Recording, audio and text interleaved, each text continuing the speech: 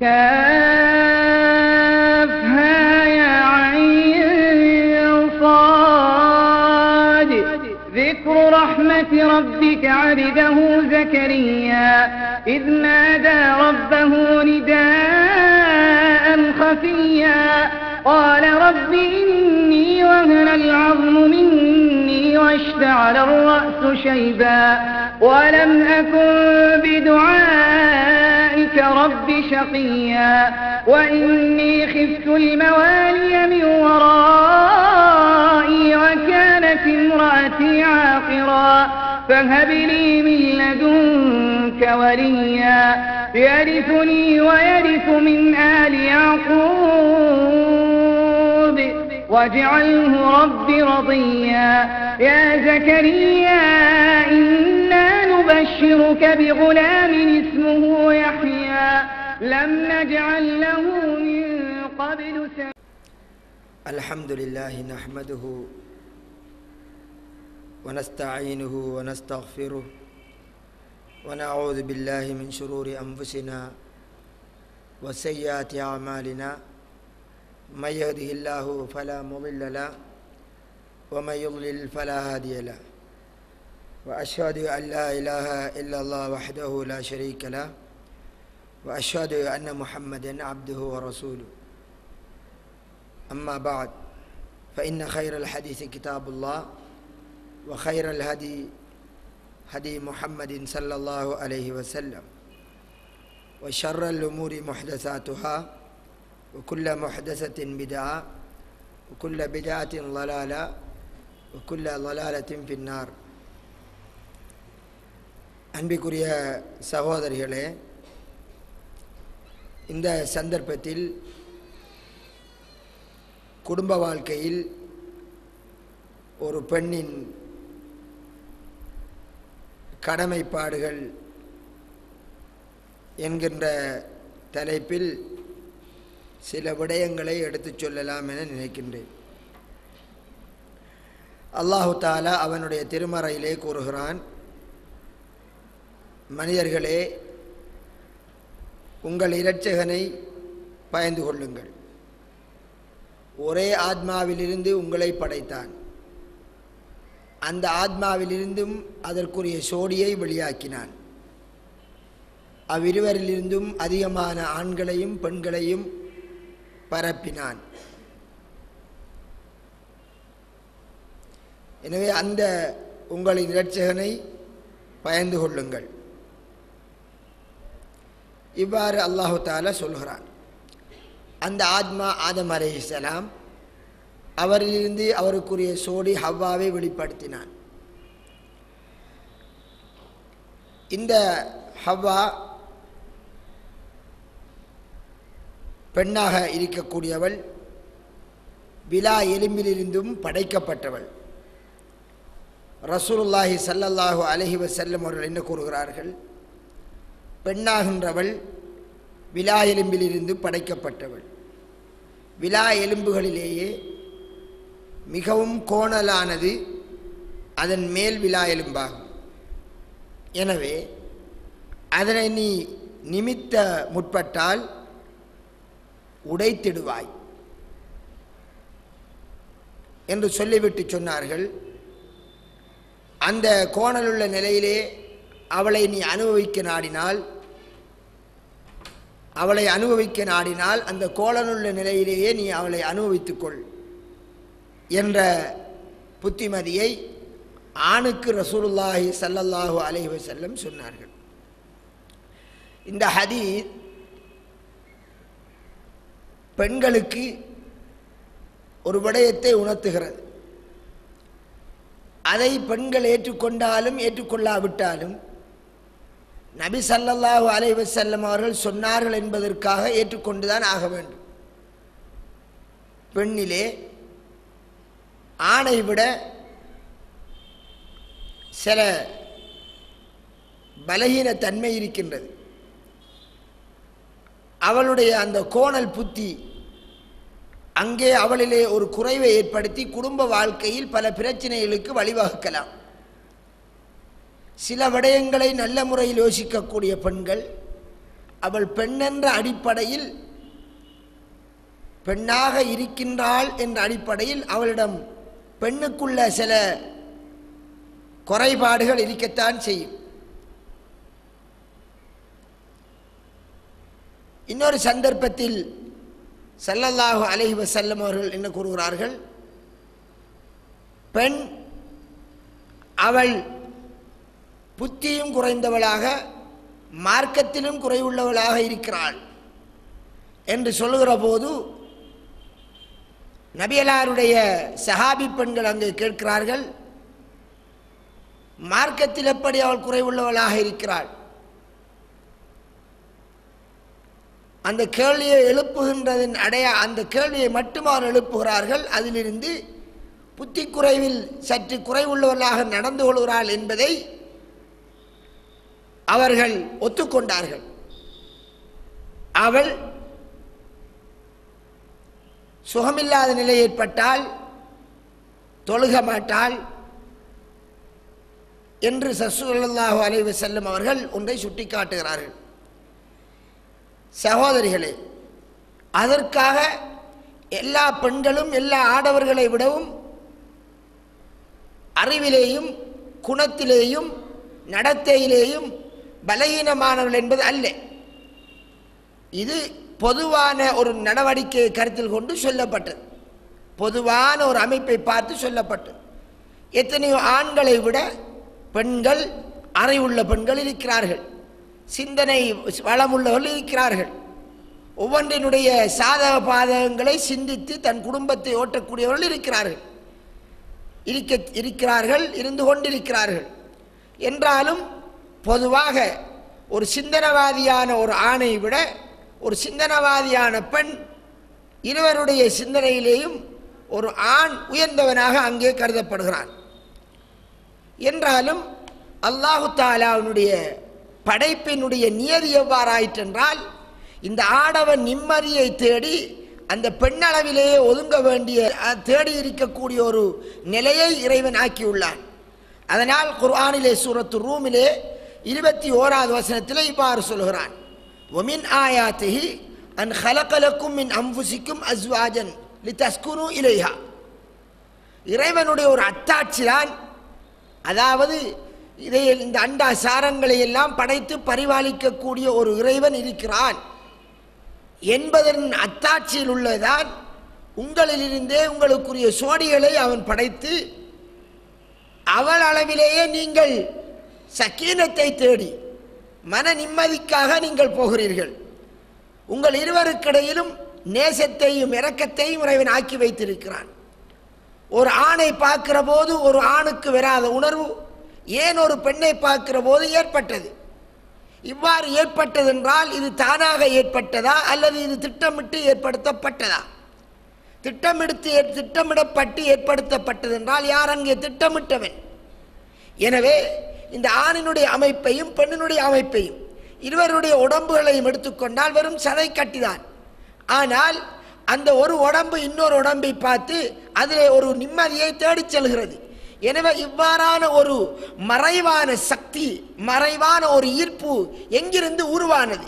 இயற்கையில் உருவானதாக இருந்தால் இவைகளெல்லாம் இந்த உடம்பை பார்த்து இந்த உடம்பு தேடிச் செல்லான். எத்தனை உடம்புகளை மனிதன் பார்க்கிறான், அவைகள் அளவில் வராத அந்த ஆசையும் அந்த அவாவும் ஏன் ஒரு பெண்ணை பார்க்கிற போது ஏற்பட்டது? இதை பற்றி ஒருவன் சிந்தித்து சென்றால் அங்கே அவன் புரிந்து கொள்வான், இது ஒரு திட்டமிடப்பட்ட ஒரு ஏற்பாடு. எனவே அங்கே இறைவன் என்று ஒருவன் இருக்கிறான், ஒரு சக்தி இதை திட்டமிட்டு செய்திருக்கிறது என்று அங்கே படைத்த ஒரு இறைவனை விளங்குவதற்கு இது ஒரு அத்தாட்சியாக இருக்கிறது. இங்கே இறைவன் சொல்வது, நமக்கு சொல்லுகின்ற புத்திமதி என்ன? பெண்ணளவில் இந்த ஆடவன் நிம்மதி சந்தோஷத்தை தேடிச் செல்கிறான். சகோதரிகளே, எனவே இந்த வசனத்திலே எங்களுக்கு சொல்லப்படுகிறது, ஒரு பெண்ணுக்கு சொல்லப்படுகிறது, ஒரு பெண் சாந்தி நிம்மதியை கொடுக்கக்கூடியவளாக இருக்க வேண்டும். கணவனுக்கு நிம்மதியை சந்தோஷத்தை கொடுக்கக்கூடியவனாக இருக்க வேண்டும். அவன் பல வகையான பிரச்சனைகளை எதிர்நோக்கியவனாக வீட்டுக்கு வருவான். ஒன்று மார்க்க ரீதியான பிரச்சனை, இன்னொன்று பொருளாதார ரீதியான பிரச்சனை. மார்க்க ரீதியான பிரச்சனைங்கிற போது அவன் நபிமார்கள் கஷ்டப்பட்டதை போன்று இஸ்லாமிய பணியிலே கஷ்டப்பட்டு தியாகம் செஞ்சு கொண்டு அவன் பெறுவான். மார்க்கத்திற்காக கஷ்டப்பட்டவனாக அவன் பெறுவான். பல்வேறுபட்ட ஏச்சுகளையும் பேச்சுகளையும் வாங்கி கொண்டவனாக, பல்வேறுபட்ட துன்பங்களுக்கும் இடர்களுக்கும் உட்பட்டவனாக வருகின்ற போது அங்கே அந்த மனைவி அல்லாஹ்வுக்காக நீங்கள் பொறுமையாக இருந்து செயற்படுங்கள் என்று ஆறுதல் படுத்தக்கூடியவளாக ஹதீஜா ரலியல்லாஹு அன்ஹாவை போன்று இருந்து ஆறுதல் வார்த்தை கூறி மேலும் அவனுடைய பணிக்கு உத்வேகத்தை கொடுக்கக்கூடிய ஒருவளாக இருக்க வேண்டும். இது முன்னர் உங்களுக்கு சொல்லப்பட்டிருக்கிறது. ஒரு விடயம், அவனுக்கு அந்த மனைவி அந்த இரவு வேளையில் அல்லது பகல் வேளையில் இவ்வாறான ஆறுதல் வார்த்தையை சொல்வது என்பது இந்த ஊர் உலகம் எதிர்த்தாலும் அது அவனுக்கு நிம்மதியாக அந்த எதிர்ப்புகளை எல்லாம் அப்படியே கரைத்து விடக்கூடியதாக ஒன்றுமில்லாத ஒன்றாக ஆக்கிவிடும். மனைவியினுடைய சாந்தியான வார்த்தை. இன்னொன்று, தொழிலுக்கு செல்வான், தன் மனைவிக்கும் பிள்ளைகளுக்கும் தேவையான கொடுப்பனவை செலவினங்களை கொடுப்பதற்காக தொழில் முயற்சிகளில் ஈடுபடுகிறான். இவ்வாறான அவன் சமுதாயத்தில் ஈடுபடுகின்ற போது பொருளாதார லொஸ்டுகள் ஏற்படலாம், தொழிலே அபிவிருத்தி இல்லாமல் இருக்கலாம், அல்லது அவன் தொழிலை நியாயமாக செய்ய போன போது அங்கே வெவ்வேறுபட்ட பிரச்சனைகள் வந்து அவனுடைய மானத்துக்கும் அவனுடைய பொருளுக்கும் வெவ்வேறுபட்ட சோதனைகள் வரலாம். இவ்வாறான வேளையில் ஒரு கணவன் வீட்டுக்கு வருகின்ற போது அந்த நிம்மதியை அந்த மனைவி ஏற்படுத்த வேண்டும். அவள் தான் பல்வேறுபட்ட சுமை உள்ளவளாக அவள் இருப்பாள். அவள் பல சுமைகளை அவள் சுமந்திருப்பாள். வீட்டிலே பிள்ளையின் கஷ்டம் இருக்கும், வீட்டிலே கறிபுளி இல்லாத கஷ்டங்கள் இருக்கும். வெவ்வேறுபட்ட கஷ்டங்களை ஒரு பெண் வீட்டிலே தாங்கிக் கொண்டிருக்கலாம். உதவிக்கு ஆள் இல்லாமல் இருக்கும். வெவ்வேறு கோலத்திலே வருத்தத்தினால் வெவ்வேறுபட்ட சிரமங்களை எதிர்நோக்கி கொண்டிருக்கலாம். ஆனால் இதற்கப்பால் அவன் பல்வேறுபட்ட சுமைகளை தாங்கியவனாக அவன் வீடு நோக்கி வருகிறான். ரோட்டில் இருக்கக்கூடிய ஆடவனுக்கு எந்த சுமையும் இல்லாமல் இல்லை. நீங்கள் ஒரு பகுதியிலே கஷ்டப்படுகிறீர்கள், ஆடவன் ஒரு பகுதியிலே கஷ்டப்படுகிறான். எனவே அவன் ஒரு 100 ரூபாயை 200 ரூபாயை 500 ரூபாயை உழைப்பதற்காக மாபெரிய கஷ்டங்களை அவன் எதிர்நோக்க வேண்டி இருக்கும். இவ்வாறான வெயிலிலே வெந்து பனியிலே நின்று இரவுபால் பார்க்காமல் கஷ்டப்பட்டு வரக்கூடிய இவனுக்கு முதலாவது மனைவி ஆறுதல் அளிக்கக்கூடியவளாக இருக்க வேண்டும். வந்தவுடன் சுமைகளை பாரத்தை ஏந்தியவனாக மனதிலே சுமந்தவனாக வருகின்ற போது வீட்டில் உள்ள மனைவியும் அந்த சுமைக்கு மேல் ஒரு சுமையாக எடுத்தவுடன் இப்பதான் நான் இங்கே வாரையல் என்று இங்கே ஒரு நடந்தது என்ன தெரியுமா என்று இருக்கக்கூடிய சுமைகளை எல்லாம் மேலும் அவனின் மீது சுமத்தாட்டுகிற போது அது இன்னும் பாரமாக அமையும். அப்ப சுமைக்கு மேல் சுமை கொடுக்கக்கூடிய ஒருத்தியாக அவள் இருக்கக்கூடாது. மாறாக தன்னுடைய கஷ்டத்தை முன்வைப்பதற்கென்று அழகான முறை அவள் கையாள வேண்டும். தனது கஷ்டத்தை கணவனிடம்தான் அவள் முறையிட வேண்டும். அதுதான் கடமை. தன்னுடைய சகோதரனிடமோ தன்னுடைய தகப்பனிடமோ முறையிடக்கூடாது, அல்லது தன்னுடைய மாமனார் மாமியாவிடம் முறையிடக்கூடாது, தன்னுடைய பக்கத்து வீட்டு நண்பியிடம் முறையிடக்கூடாது. குடும்ப வாழ்க்கையில் ஏற்படக்கூடிய பல்வேறுபட்ட கஷ்டங்கள் அவைகளை கணவன் அல்லாத இன்னொருடம் அவள் சொல்லக்கூடாது. சொல்வதென்றிருந்தால் கணவன் அனுமதியோடு சொல்ல வேண்டும். எவ்வளவு கஷ்டம் இருந்தாலும் அதை சொல்வதற்கென்ற ஒரு முறையை கொண்டு அவள் சொல்லலாம் கணவனிடம். முதல் வெளியிலிருந்து வரக்கூடிய கணவன் அவன் என்ன நிலையில் வருகிறான் என்பதை அவதானித்து அவனிடம் விசாரித்து இன்றைக்கு போனையில் வந்தையில் தொழில் எப்படி நடந்தது என்றெல்லாம் கேட்டுவிட்டு பின்னர் அமர்ந்து இருக்கிற போது, உண்ணுகின்ற போது, அவர்கள் சந்தோஷமாக இருக்கிற போது தனது பாரத்தை அவள் தூக்கி வைப்பாள். இப்படி நடந்தது இப்படி நடந்தது என்று முதல் அவனுக்கு அவன் வருகின்ற அந்த சூட்டை அவன் வருகின்ற அந்த வேகத்தை எல்லாம் அடக்கியதன் பின் அவனிடம் தனது பாரத்தை தூக்கினால் ஒன்று இறங்க, இன்னொன்று அவன் சுமப்பது அவனுக்கு இலேசாக இருக்கும். வருகின்ற கணவன் என்ன பாரத்தோடு வருகிறான் என்பதை பற்றி தெரியாமல் எடுத்த எடுப்பிலே வருபவனுக்கு நிம்மதியை கொடுப்பதற்கு மாற்றமாக அமைதியற்ற ஒரு சுமையை கொடுப்பது அது அந்த மனைவிக்குரிய பண்பு அல்ல, மனைவிக்குரிய லட்சணம் அல்ல. சகோதரிகளே, எனவேதான் அல்லாஹு தஆலா எங்களுக்கு சுருக்கமாக சொல்கிறான், மனைவி ஆகிறவளிடத்திலே உருவாக வேண்டும் அன்பு. அவருடைய உடம்பை அல்லாஹ் எப்படி மென்மையாக படைத்திருக்கிறானோ அதே மென்மை அவருடைய குணத்திலே உருவாக வேண்டும், அவருடைய சுபாவத்திலே உருவாக வேண்டும், அவருடைய நடத்தையிலே உருவாக வேண்டும். அதுதான் பெண்ணுக்கு அழகாகும். அதனால் தான் ரசூலுல்லாஹி ஸல்லல்லாஹு அலைஹி வஸல்லம் அவர்கள் ஒரு சந்தர்ப்பத்தில் ஆயிஷா ரலியல்லாஹு அன்ஹா அவர்களை நோக்கி சொன்னார்கள். எப்ப தெரியுமா? யூதர்கள் நபி ஸல்லல்லாஹு அலைஹி வஸல்லம் அவரிடத்தில் வருவாங்க. மதீனாவில் ரசூல் ஸல்லல்லாஹு அலைஹி வஸல்லம் அவர்களும் யூதர்களும் இருந்தார்கள் ஒரே காலத்தில். மூசா நபியினுடைய வேதத்தை பின்பற்றுகிறோம் என்று சொன்னவர்கள். இந்த யூதர்கள் நபிகளார் ஸல்லல்லாஹு அலைஹி வஸல்லம் அவர்களை அவருடைய சஹாபாக்களை காண்கிற போது சலாம் சொல்வார்கள். சலாம் என்றால் எந்த வார்த்தையை கொண்டு சொல்வார்கள்? அஸ்ஸாமு அலைக்கும் என்று சொல்வார்கள். அஸ்ஸாமு என்றால் மரணம், நாசம் உண்டாகட்டும், உங்களுக்கு நாசம் உண்டாகட்டும் என்று அஸ்ஸாமு அலைக்கும் என்று சொல்வார்கள்.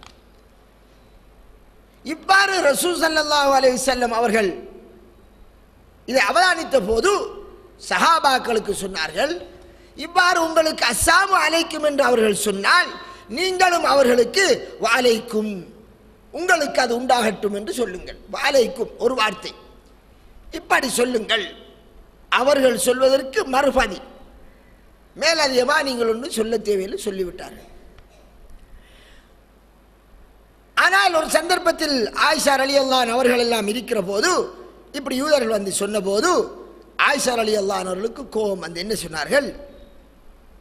அலைக்கும் வலானக்குமுல்லாஹு வகலபல்லாஹு அலைக்கும் என்று சொன்னார்கள். கலிபல்லாஹு அலைக்கும், அல்லாஹ் உங்களை சபிப்பானாக, அல்லாஹ் உங்கள் மீது அவனுடைய கோபத்தை இறக்குவானாக என்று. பொம்பளுடைய வாயை தெரியும் தானே, ஒரு சொட்டு அங்கால வந்தால் மறுபக்கம் 1க்கு 2க்கு 3 அப்படியே பாய்ந்தார்கள். அதில் ஆயிஷா ரலியல்லாஹு மட்டும் விதிவிலக்கல்ல. உங்களின் தாய் தான் நபி ஸல்லல்லாஹு அலைஹி வஸல்லம் மனைவி. நபிகளார் அவன் சொன்னதற்கு பதிலை சொல்லுமாறு சொல்கிறார்கள். இவர்கள் அங்கே 1க்கு 2 3 வார்த்தை சொல்லிவிட்டார்கள். அப்ப ரசூல் ஸல்லல்லாஹு அலைஹி வஸல்லம் அவர்கள் ஆயிஷாவை பார்த்து சொன்னார்கள், ஆயிஷா அலைக்கி பிர்ரிஃப்க், மென்மையாக நளினமாக நடப்பதை நீ பற்றி பிடித்துக்கொள், நளினமான முறையில் நடக்க கற்றுக்கொள். வஇய்யாக்கி அலைக்கி பிர்ரிஃப்க் வஇய்யாக்கி வல் உன்ஃப வல் ஃபஹ்ஷ, கடினமாக தன்மையாக கதைப்பதையும் மோசமான வார்த்தைகளை கொண்டு கதைப்பதையும் நான் உனக்கு எச்சரிக்கிறேன் என்று தனது மனைவிக்கு சொன்னார்கள். யாருக்கு? நபிகளாருடைய மனைவி ஆயிஷாவுக்கு சொன்னார்கள். அப்ப ஆயிஷா நாய் மாறி கேட்கிறான், பொம்பளை தானே கேட்கிறா. அவன் என்ன கேட்கிறா? அவளும் தஸ்மா காலு, இந்த மக்கள் என்ன சொல்லாங்கன்னு உங்களுக்கு நீங்க கேட்கலையா, செவியுறலையா? அப்ப ரசூலுல்லாஹ் கேட்டார்கள், அவலம் தஸ்மாஇ மா குல்த், நான் என்ன சொன்னேனுங்கிறது உனக்கு கேட்கலையா? நானும் அவர்களுக்கு பதில் சொன்னேன். அவன் அஸ்ஸாமு அலைக்கும் என்றால் வலைக்கும், ஒரே வார்த்தையில் அதே சாபம் அவர்களுக்கு ரிட்டர்ன் ஆயிரும். நான் அவர்களுக்கு வலைக்கும் என்று சொன்னால் என்னுடைய துவா ஏற்கப்படும். நீங்கள் மூமின்கள் அந்த யூதர்களை பார்த்து உங்கள் மீது சாபம் உண்டாகட்டும் என்று அவர்கள் சொல்வதையே அவர்களுக்கு திருப்பி விட்டால் அது அவர்களுக்கு பலிக்கும். அவர்கள் சொல்வது நமக்கு பலிக்காது. ஏன்? சாபத்துக்குரியவர்கள் அவர்கள், நாங்கள் அல்ல. எனவே அந்த வார்த்தை போதும். அதற்கு மாற்றமாக கலிபல்லாஹு அலைக்கும் வலானக்குமுல்லாஹ் என்றெல்லாம் மிதமிங்கி போக தேவையில்லை என்று சொன்னார்கள். சகோதரிகளே, இது பொம்புளையினுடைய குறைவுத்தன்மையையும் குறைந்த புத்தித்தன்மையையும் பெண்ணிடம் இருக்கக்கூடிய பலகீனத்தன்மையும் எடுத்து காட்டக்கூடிய ஒரு விடயமாக இருக்கிறது. இரண்டாவது, எதிரியான அந்த யூதன் சொன்னாலும் மென்னியமா நடக்கணும் என்றால் நாம எப்படி நடக்கணும்? கணவனிடத்தில் கணவனார் அவனுக்கென்று சில உரிமை இருக்கிறது, அவனுக்கென்று சில மேலோங்கி நிற்கக்கூடிய தன்மை இருக்கிறது ஆம்பளை என்று. அதனால் அவன் ஆண்பிளை என்ற ஸ்தானத்தில் இருந்து மனைவியிடம் சில வார்த்தை அதிகாரத்தோடு சொல்லலாம். ஒரு வார்த்தை சொன்னால் அந்த மனைவி அதற்கு மறுவார்த்தை மறு வார்த்தைக்கு இன்னும் பல வார்த்தை இப்படி அடுக்கிக் கொண்டு போவது அது குடும்ப வாழ்க்கையை பாழாக்கும். அந்த பெண் அவளுடைய உடம்பு மென்மையாக இருப்பதை போன்று தன்னுடைய குணமும் தன்னுடைய சுபாவமும் தான் கணவனோடு நடக்கின்ற விதமும் ஒரு விடயத்தை ஒப்புவிக்கிற விதமும் மென்மையாக இருக்க வேண்டும்.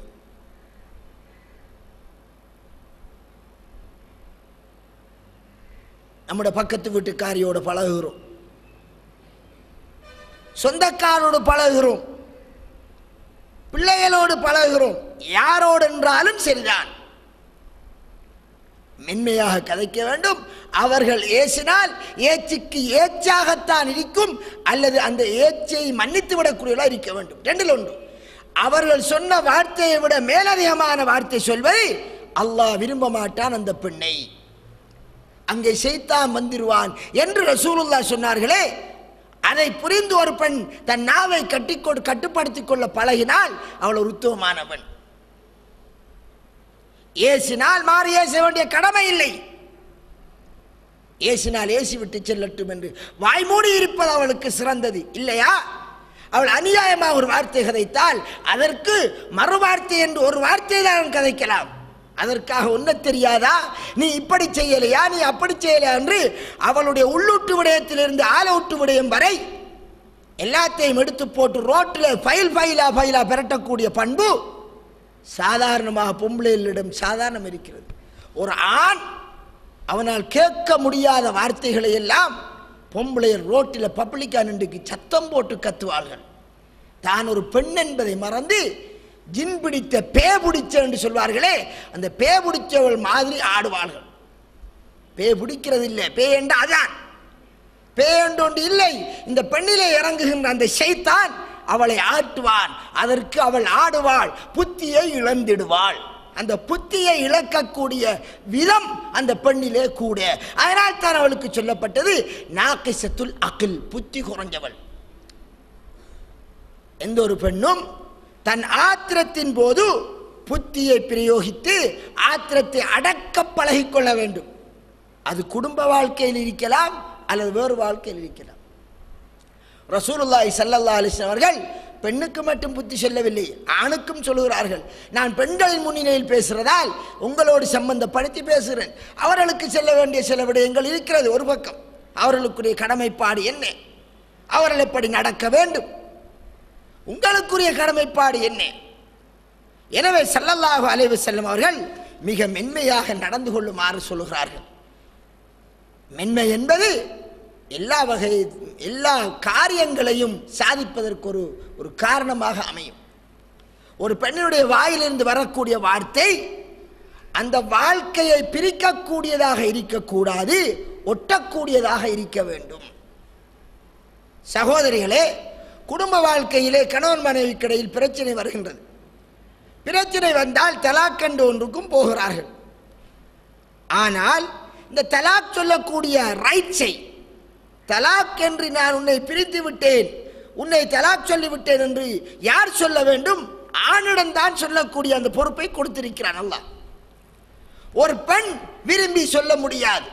கணவனோடு வாழ விருப்பம் இல்லையா, அது உரிய முறைக்கு மேலிடத்திற்கு சென்று மேலிடத்தாரின் மூலமாக, காலி என்றால் காலியினூடாக, அல்லது தலைவர் என்றால் தலைவரனூடாக சபையிலே அந்த பெண்ணினுடைய வேண்டுதலுக்கு இணங்க அந்த ஆண் அந்த பெண்ணை தலாக் சொல்வாள்.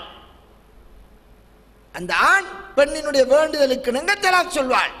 தலாக்கை வேண்டுகின்ற உரிமை அவளுக்கு இருக்கிறது, தலாக் அவள் சொல்லுகிறது இல்லை. ஏன்? அவள் தலாக் சொல்வது என்றிருந்தால் ஒவ்வொரு நாளும் வீட்டில் கணவன்மாரை தலாக் சொல்லிக் கொண்டே போவார்கள். சிறு விடயங்களுக்கெல்லாம் அவர்கள் முந்தி விடுவார்கள். விருப்பம் இல்லாட்டி போரான் என்கிறார்கள். உங்களுக்கு வாழ விருப்பம் இல்லாட்டி விட்டு போரான் என்கிறார்கள்.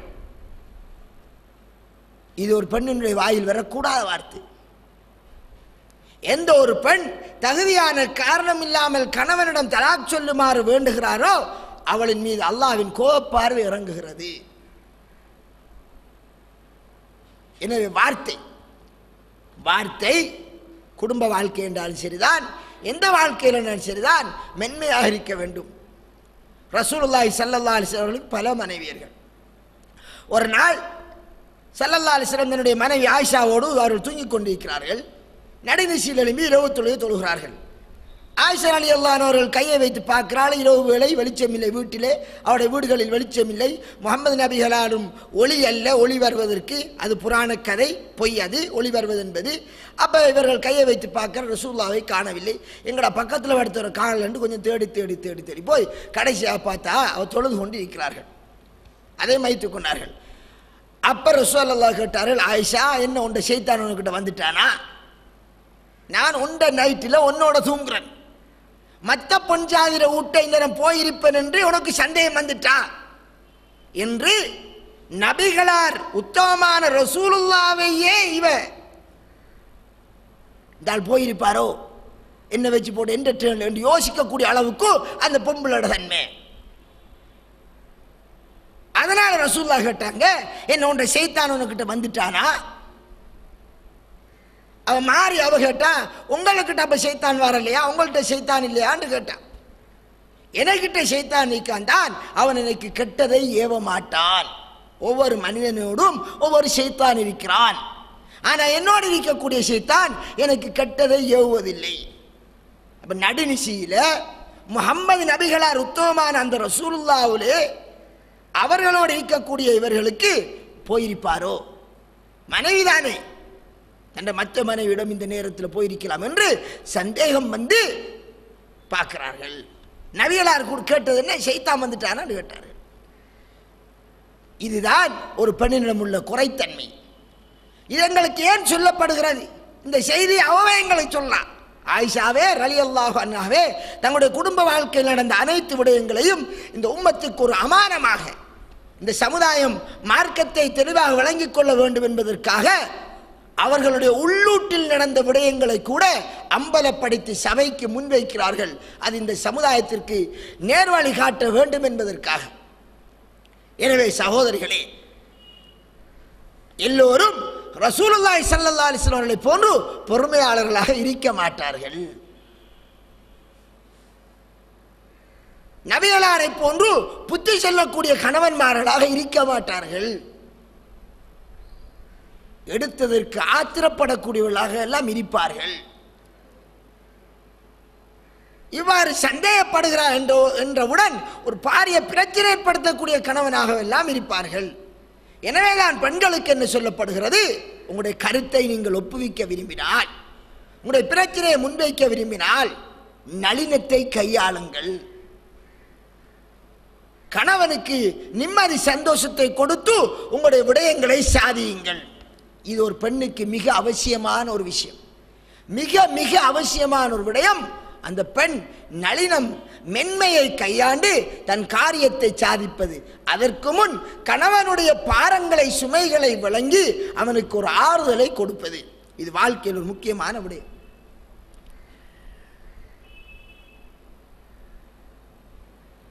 சகோதரர்களே, எனவே அல்லாஹு தஆலா நபி ஸல்லல்லாஹு அலைஹி வஸல்லம் அவர்கள் மூலமாக பல விடயங்களை சொல்லாலும் செயலாலும் இந்த சமுதாயத்துக்கு முன்வைக்கிறான், குடும்ப வாழ்க்கையோடு சம்பந்தப்பட. இதிலே ஸல்லல்லாஹு அலைஹி வஸல்லம் அவர்கள் ஒரு சந்தர்ப்பத்தில் சொல்கிறார்கள், குல்லுக்கும் ராயின் குல்லுக்கும் மஸ்ஊலுன் அன் ரஅய்யத்திஹி. ஒவ்வொருவரும் மேய்ப்பாளர்கள், ஒவ்வொருவருடைய மேய்ப்பை பற்றியும் கேள்வி கேட்கப்படும் என்று சொல்லிக்கு வரக்கூடிய ஹதீஸிலே கணவன் தன்னுடைய குடும்பத்தாரை மேய்க்கிறான், மனைவி பிள்ளைகளை அவனுடைய கண்காணிக்கிறான், அவனுடைய கண்காணிப்பை பற்றி கேள்வி கணக்கு இருக்கிறது. இதே மாதிரி வல் மர்அத்து ராயியத்துன் ஃபீ பைத்தி ஜௌஜிஹா வ மஸ்ஊலத்துன் அன் ரஅய்யத்திஹா. ஒரு மனைவி தன்னுடைய கணவனுடைய வீட்டு விடயத்திலே அவள் கண்காணிப்பாளியாக இருக்கிறாள். கணவன் இருக்கிற போதும் இல்லாத போதும் எப்படி நடந்து கொண்டாள் என்று அவளுக்கு கேள்வி கணக்கு இருக்கி என்று ஸல்லல்லாஹு அலைஹி வஸல்லம் சொல்றார்கள். ஒரு பெண் தன்னுடைய கணவனாருடைய வீட்டிலே, இப்ப கணவனுக்கு தானே நம்முடைய பகுதியில் வீடு கிடையாது, நம்முடைய பகுதியில் கணவனுக்கு வீடே கிடையாது. அவர் என்ன மனைவிய வீட்டில் இருக்கிறார். அபகரித்து கொண்டு அல்லது கொள்ளையடிச்சு கொண்டு ஊட்டுவாடி விரசி கொண்டு பெரிக்கார். இது இந்த ஹதீஸ்கள் இந்த பெண்ணினுடைய கடமைப்பாடுகளோடு சம்பந்தப்பட்ட விடயங்களை எல்லாம் எடுத்து சொல்ல போது அங்கே ஒரு கேள்வி வரும் இடையிலே. இதையெல்லாம் சரியான முறையில் பெண் செய்வதற்கு ஆண் தனது கடமையெல்லாம் சரியா செய்திருக்கத்தானே வேண்டும் என்று பெண் தரப்பு எமது கிழக்கு பிராந்தியத்தில் ஒரு கேள்வி எழுப்பும். உலகத்தில் எங்கேயும் இந்த கேள்வி வராது. ஆம், அவர் செஞ்சுதான் ஆக வேண்டும். அவருடைய கடமைப்பாடு என்ன? அதை அல்லாஹ் தஆலா சூரத்து நிசா 34ஆம் வசனத்தில் சொல்லுகிறான். ஆடவர்கள் பெண்களை நிர்வகிக்கிறார்கள், அவர்களை கண்காணிக்கிறார்கள். காரணம் என்னவென்றால் பிமா ஃபல்லல்லாஹு பஅலஹும் அலா பஅத், சிலரை விட சிலரை இறைவன் மேன்மையாக்கி வைத்திருக்கிறான். ஆணிடம் உள்ள சில சிறப்பம்சங்கள் இருக்கிறது. அந்த சிறப்பம்சங்களினால் அவன் கண்காணிப்பாளனாக இருக்கிற பொறுப்பை எடுக்கிறான். அதே ஆடவன் தான் அந்த பெண்களுக்கு செலவழிக்கிறாள். ஆடவன் தான் சம்பாதித்து கஷ்டப்பட்டு செலவழிக்கிறான். என்னென்ன செலவு? வீடு, உடை, உணவு. இந்த மூன்றினுடைய பொறுப்பும் அவனோடு உள்ளது.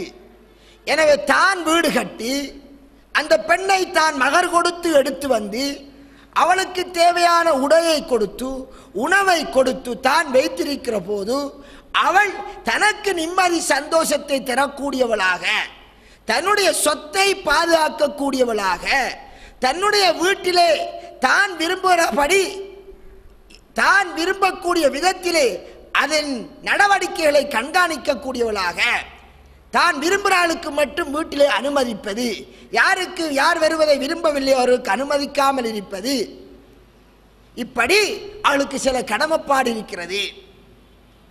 அந்த கடமைப்பாடுகளை எல்லாம் அவள் செய்வதற்கு முன் இவர் அவருடைய கடமைகளை செய்தாக வேண்டும். பாருங்கள், ரசூலுல்லாஹி ஸல்லல்லாஹு அலைஹி வஸல்லம் அவர்கள் என்ன கூறுகிறார்கள்? எந்த ஒரு மூமினான பெண்ணுக்கும் கணவன் ஊரில் இருக்கிற போது அனுமதி இல்லாமல் நோன்பு பிடிக்க கூடாது.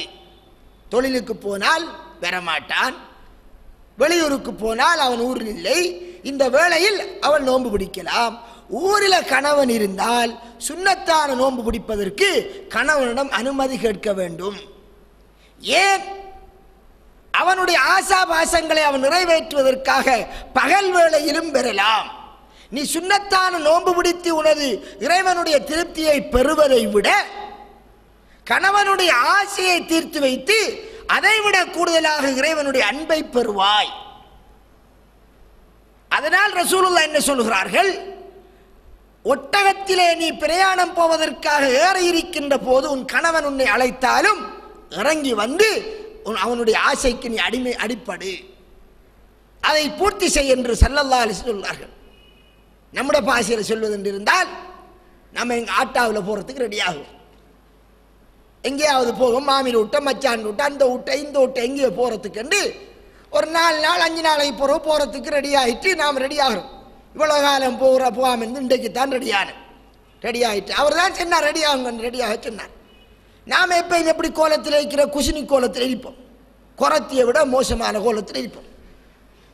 புதுனா அன்று பெஸ்ட் அன்று கல்யாணம் முடிச்சு அந்த நேரத்தில் அதை பூசி இதை பூசிக்கு நாம் கணவனுக்கு முன்னாலே புதுப்பொன் மாதிரி இருந்தோம்.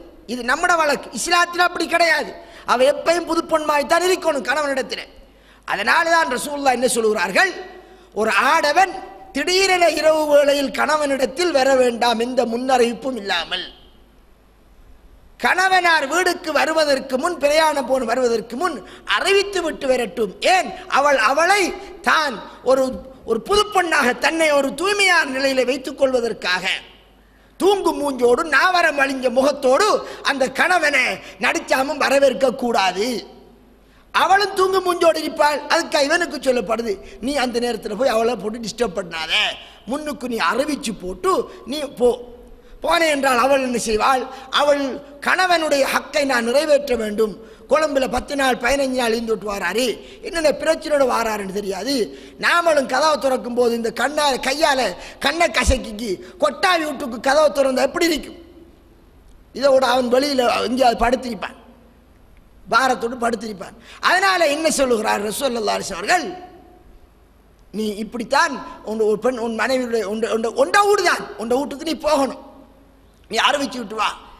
இப்போ இந்த கணவன் யாருடைய அனுமதியோடு பகலையில் ரெடியான உடனே புது உடுப்பெல்லாம் முடித்து அழகான முறையில் அந்த பொம்பளை ஒரு வீட்டுக்கு போகிறனால ரெடியான இந்த கோலத்தை பார்த்த போது எங்கே போக ரெடியான வேறு சொந்தக்கார வீட்டை போவதற்காக ரெடியான ஆட்டா வந்திருக்கு. இந்த வேளையில் கணவனுக்கு அந்த மனைவியில் ஒரு ஆசை வந்தால், கணவன் அழைத்தால் அவள் போவது கட்டாய கடமை. இது மார்க்கம், இது மார்க்க விடயம். அவள் சுன்னத்தான நோன்பு பிடித்து இறைவனுடைய திருப்தியை பெறுவதை விட, பொம்பளையில் அதிகமாக நோன்பு பிடிப்பது வழக்கம், சும்மா இருக்கிற நோன்பு பிடிப்பார்கள், அதை விட இதன் மூலம் அவள் இறைவனுடைய திருப்தியை பெறலாம்.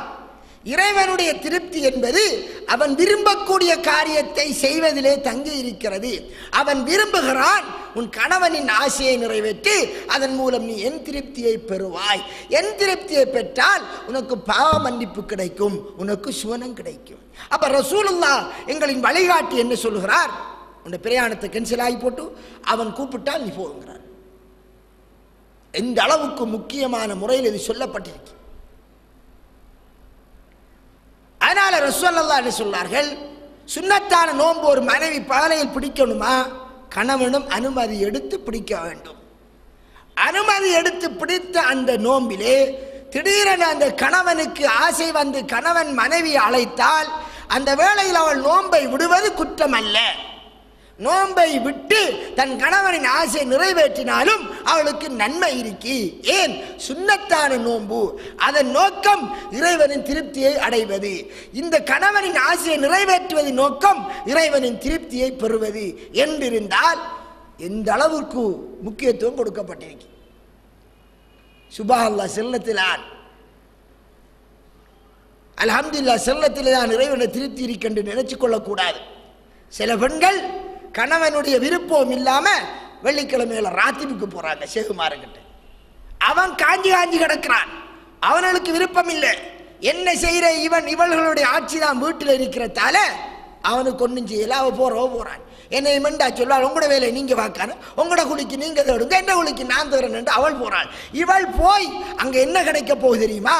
இறைவனுடைய கோபப்பார்வை தான் கிடைக்குமே தவிர ஒரு காலம் அந்த ராத்திபின் மூலமாக இறை அருள் கிடைக்காது. அந்த பொம்பளைக்கு அந்த ஷேகு அந்த செய்யது முகம்மது நபிகளார் சொல்லிக் கொடுத்ததை சொல்லிக் கொடுக்கணும். பிள்ளையால், தாய்க்குலமே, சகோதரிகளே, நீங்கள் கணவனின் அனுமதி இல்லாமல் வரக்கூடாது. இங்கே நீங்கள் வருவதை உங்கள் கணவன் விரும்பவில்லை என்றால் வரக்கூடாது. அவன் இங்கே வருவதை விட அவனின் ஆசையை தீர்ப்பைத்தான் உங்களுக்கு இறைவனுடைய திருப்தி இருக்கும் என்று நபி வழியை போதிக்கக்கூடியவராக அந்த ஷேக் இருந்தால் சொல்லிக் கொடுப்பார். இல்லை ஒரு மனோ இச்சைவாதியாக இருந்தால் அவனை இங்கே காஞ்சாலும் பரவாயில்லை, நீ வந்து திக்ரு செஞ்சுக்கு ஏதோ இந்த கடையில் போய் சாபம் வாங்குற மாதிரி நன்மை எடுத்து போகலாமன்றுக்கு நினைச்சுக்கு செல்லார்களே, ஒரு நாளும் நடக்காது. இறை திருப்தியை இறைவன் எதில் வைத்திருக்கிறான் என்பதை பாருங்கள். ஒன்று. இரண்டாவது என்ன சொல்கிறார்கள்? வலா தஅதனு ஃபீ பைத்திஹி இல்லா பிஇذنஹி, அவனுடைய அனுமதியோடு தான் ஒருவருக்கு வீட்டில் இடம் கொடுக்கணும். ஆர் வந்தாலும் அவர் அனுமதிச்சாத்தான்.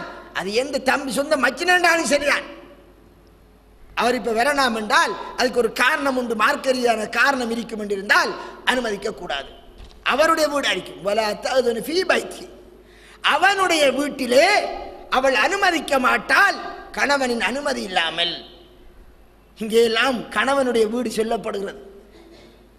அதனால நான் உங்களுக்கு ஒன்று சொல்றேன், இந்த தாய்க்குலங்களுக்கு, நீங்க தௌஹீத் என்றும் கொள்கை என்றும் பயான் கேட்கிறேன். உங்களோட கணவன்மார் நீங்க இருக்கிற ஊட கணவன்மாருக்குரிய ஊடாக அவர்கள் ஆக்கிக் கொள்ளணும். எப்படி ஆக்குற? வீட்டுக்கு காசை தந்துட்டு உறுதி எழுதி எடுக்கட்டும். அந்த காசை யார் யாருக்கு சேரணுமோ அவருக்கு கொடுத்துருங்க.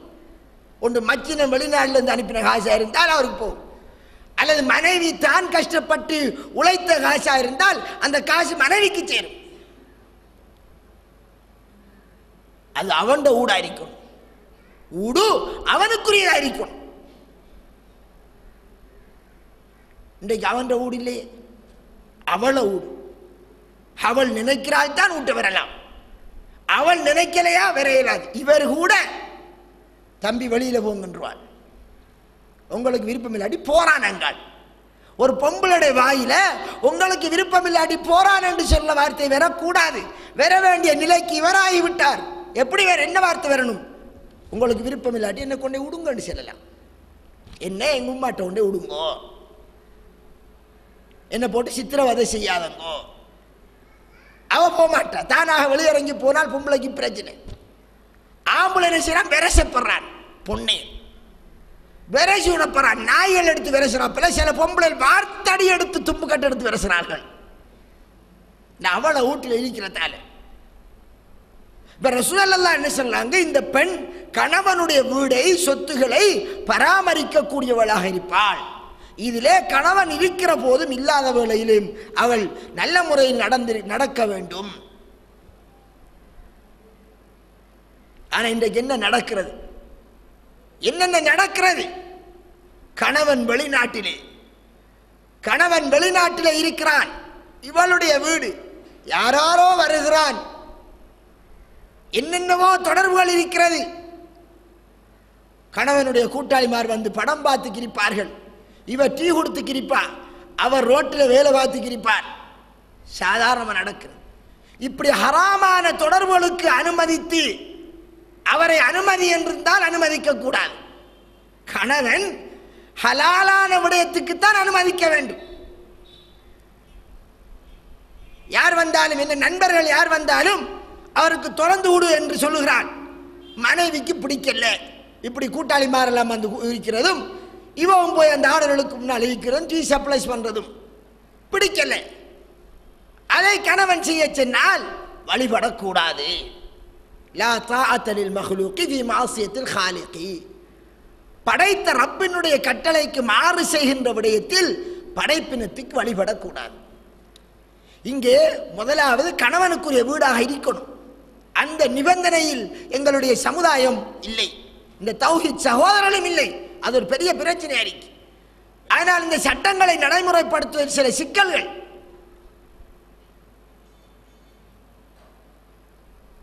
அவர்களின் சொத்தாக அவர்கள் ஆக்கிக் கொள்ள வேண்டும், அவர்களின் சொத்தாக ஆக்கிக் கொள்ள வேண்டும். காசை தந்து போட்டு ஒன்ற பேரில் அது நான் வீட்டுக்கு காசை தரேன் என்று கொடுத்தா மட்டும் போதாது, எழுதி எடுத்தால் அவனுடைய சொத்து. அவன் மௌத்தானால் அவனுக்கும் அவனுடைய பொன்சாதிக்கும் பிள்ளைகளுக்கும் தான் போய் சேரப்போகிறது. அது வேறு விடயம். அவனுடைய வீடாக இருக்கணும். இது அல்லாஹ்வுடைய சட்டம். ஒன்று வாடகை வீடாக இருக்கட்டும், வாடகை வீடு என்றால் அவன் காசு கொடுப்பான், அல்லது சொந்த வீடாக இருக்கட்டும் அவன் அதை பராமரிக்கிறான், இவளுடைய பொறுப்பில் விட்டு விட்டு போகிறான். டெலிபோன் எடுத்து கொடுத்திருப்பார்கள். என்ன நடக்கிறது? டெலிபோன்ல பொம்பளை யாரோடெல்லாம் பேசியிருப்பான். டிவி எடுத்து கொடுத்திருக்கிறார்கள். என்னென்னவெல்லாம் நடந்துக்கிறது. சகோதரிகளே, எனவே அல்லாஹு தஆலா நபி ஸல்லல்லாஹு அலைஹி வஸல்லம் மூலமாக குடும்ப வாழ்க்கை ஒன்று அழகான முறையிலே போவதற்கான பிரச்சனை இல்லாமல், லடை ஏதும் இல்லாமல், இடையில பிரேக் டவுன் ஆகாமல் போவதற்கான அழகான முறை ஏற்படுத்தி தந்திருக்கார். பாரமுள்ள, பலமுள்ள, ஆண்மையுள்ள, ஆண் சிங்கம் என்று செல்லக்கூடிய ஆம்பளையின் மீது அந்த சுமையை போட்டு இவ்வாறான முறையிலே பெண்ணை நீ எடுப்பதால் அவளோடு நீ இவ்வாறு நடக்க வேண்டும், அவளுக்கு இவ்வாறு கிரியைகள் செய்ய வேண்டும். அதுக்கு அடுத்து என்ன சொன்னார்கள்? அவள் கணவனுடைய அனுமதி இல்லாமல் எதையேனும் தர்மம் செய்தால் கணவன் விரும்புவான் என்ற பெயரிலே, கணவன் விரும்புவான் என்ற நிலையிலிருந்து அவள் தர்மம் செய்தால் அப்போது அவன் அதை பொருந்திக் கொள்கிற போது அவனுக்கும் நன்மை கிடைக்கிறது என்ற கருத்தை ஸல்லல்லாஹு அலைஹி வஸல்லம் அவருடைய ஹதீஸ் சொல்கிறது.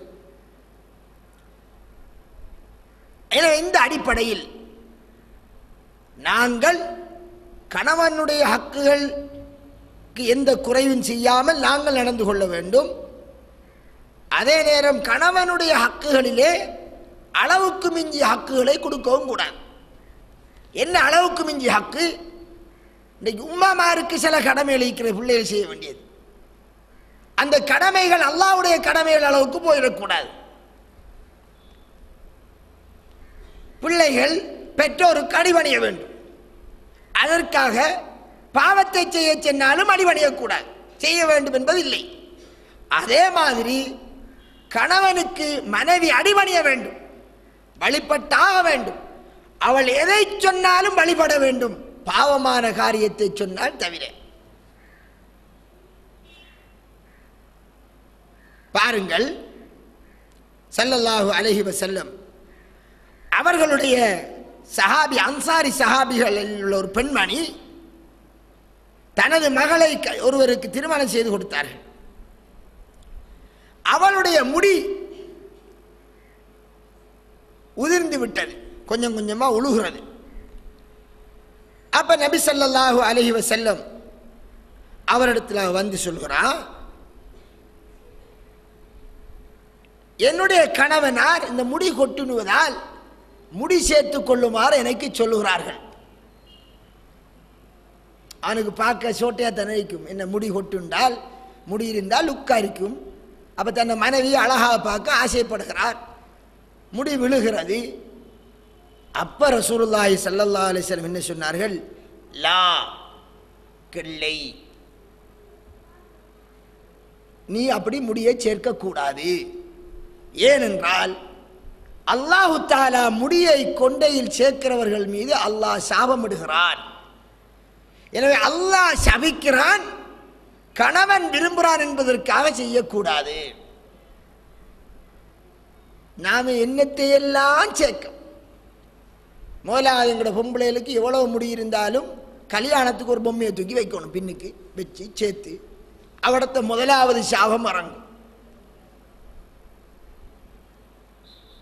ஒரு காலத்தில் முடி சேர்த்தார்கள், இன்னும் கொஞ்சம் காலத்தில் எங்களோட பொம்பளையில் மொட்டை அடிப்பார்கள். வெள்ளக்காரிய பொம்பளையில் மொட்டை அடிக்கிறா போல அடிக்கக்கூடிய அளவுக்கு வரும். ஏன்னா கணவனுக்கு அது விருப்பமா? எங்கேயாவது வெள்ளக்கார நாடுகளில், யூரோப்பியன் கண்ட்ரியர்களை மொட்டை அடிச்சுக்கு முடிகளை சுருட்டி சுருட்டி சுருட்டி வாரது அனிஷ்டம் இல்லைண்டா. இப்போ முடி மேக்கப்புக்காக இந்த பல்வேறுபட்ட கடைகளும் துறக்கப்பட்டு வருதான் ஒவ்வொன்றா. கணவன் விரும்புகிறான் என்று செய்யக்கூடாது. ரசூலுல்லாஹி ஹதீஸ் என்ன? பச்சை குத்தக்கூடிய பெண்கள் மீது அல்லாஹ்வின் சாபம் உண்டாகிறது. குத்தக்கூடிய பெண், யாருக்கு குத்தப்படுகிற அந்த பெண் கண் புருவத்தை, அதில் உள்ள ரோமங்களை பிடுங்கி அதை பிறை வடிவம் போன்று எடுத்து அளவு, அதே பிறை வடிவமைத்தான் இருக்கு, அதை எடுத்து அதை நோன்றத்தை நோண்டி எடுக்கத்தை எடுத்து அதை செய்கிறார்கள், அலங்கரிக்கிறார்களே. இறைவன் அழகாகத்தான் படைத்திருக்கிறான், அந்த அழகு காணாதென்று அதை அழகுபடுத்தக்கூடியவர்கள் மீது அல்லாஹ்வின் சாபம் உண்டாகிறது. செய்கிறவன், செய்யப்படுகிறவன். பல்லை கூர்மையாக்கக்கூடியவர்கள், பல்லை தீட்டு தீட்டு அதுக்கண்டு மிஷனரிகளை போட்டு ஒரு காலத்தில் ஒரு டிசைன், இந்த காலத்தில் ஒவ்வொரு முறையில், இவ்வாறு இறைவனுடைய படைப்பினுடைய அமைப்பை மாற்றக்கூடிய பெண்கள் மீது அல்லாஹ்வின் சாபம் உண்டாகிறது. அதில் உள்ள பெண்கள் தான் முடி குறைய இருக்கின்றோடு முடி சேர்க்கிறவர்கள், முடி கூட இருக்கின்றோடு முடியை கட் பண்ணி கொள்றவர்கள் எல்லாரும் பெறுவார்கள்.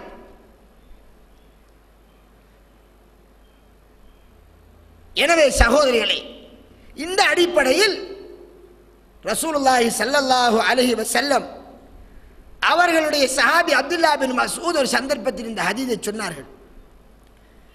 அப்ப பனி அசத்களையை சேர்ந்த ஒரு பொம்பளைக்கு இந்த செய்தி கட்டியது. என்னையாம், அப்துல்லா பின் மஸ்ஊது இப்படி சபிக்கிறாரு, பொம்பளையில் முடி சேர்த்தா, பல்ல கூராக்கினா. இந்த காலத்தில் இந்த பிளாஸ்டிக் சர்ஜரி என்று என்னெல்லாம் செய்கிறார்கள். எங்களோட பொம்பளைகளுக்கு என்ன விட கூட தெரியும், நான் விடிஞ்சாதான் படிக்கிறேன்.